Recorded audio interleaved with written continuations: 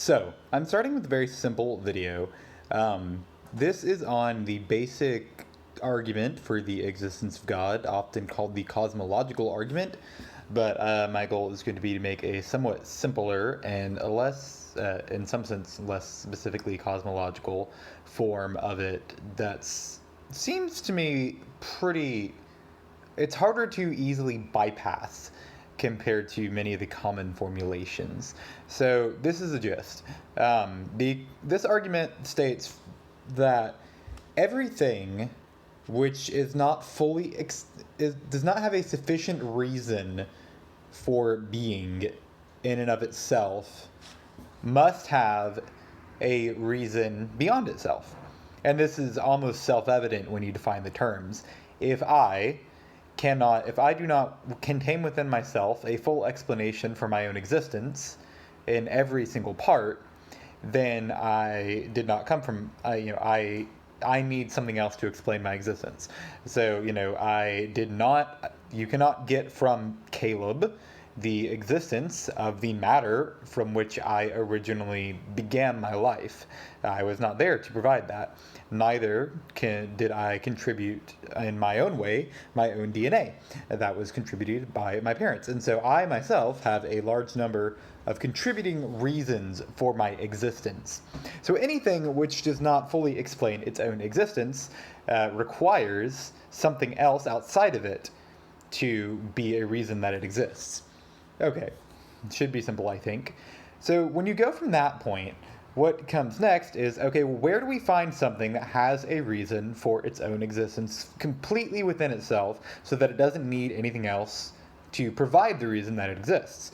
And the further you go back trying to find such a thing, the more you realize that it's actually very difficult to do. You can trace me back and you will find my parents playing a prominent role, but then you have to trace them back and so on and so forth until you've reached past the beginning of the human race, and you continue going back through planets and stars and back to all of the matter and energy from which the world first emerged, and then you still have to ask further questions. Well, if everything began with some event on the quantum level, particles and fields doing their thing the way they do, well, what is the reason for their existence with all of their unique properties? And you find that they're not self-evident.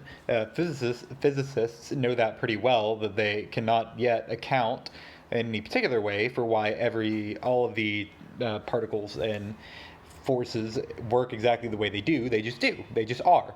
And they have not had a simple reason that would account for themselves by themselves. So they still need something else to explain them. And the further you go back, you find, well, why do basic quantum phenomena, what explains them? Do they need to be explained? And you still end up having to ask questions about what reason would there be for them to exist. And you might want to stop there and just say, okay, well, whatever it is that's going on in quantum reality deep beneath the surface is just all there is. It just explains itself. It's all there is to it.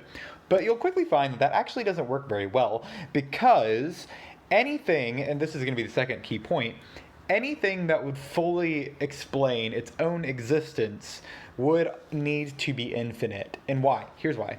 Because if it's not infinite, and what I mean when I say infinite here, I specifically mean that all of its properties exist in the maximum possible mode. So whatever is the absolute, no greater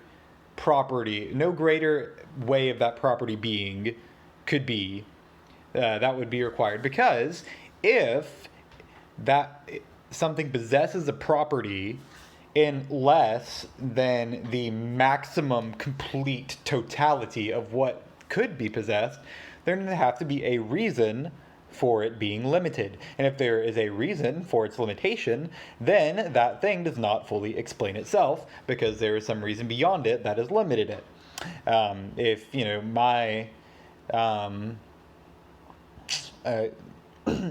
So as you could think of possible explanations for that, or good analogies for that, I'd try to think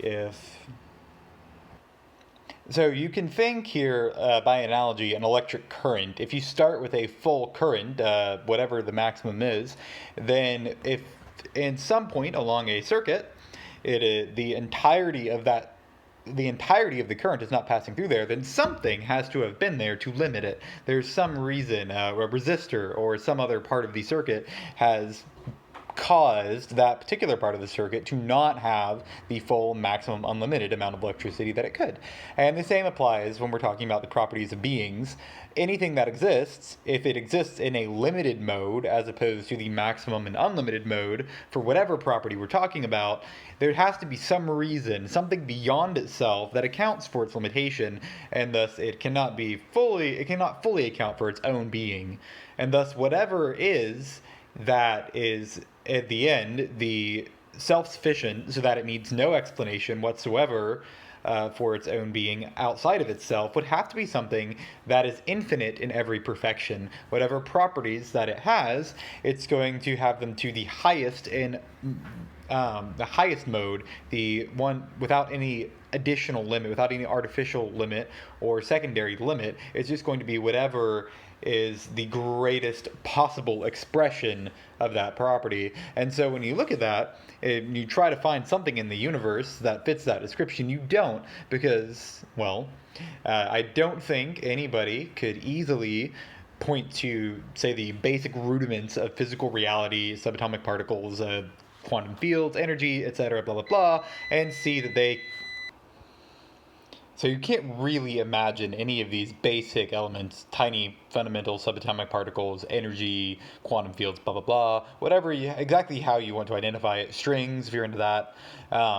You can't really say in any meaningful sense that they have infinite, an infinite mode of any of the perfections or properties or qualities that they possess. That's in fact very much not the case.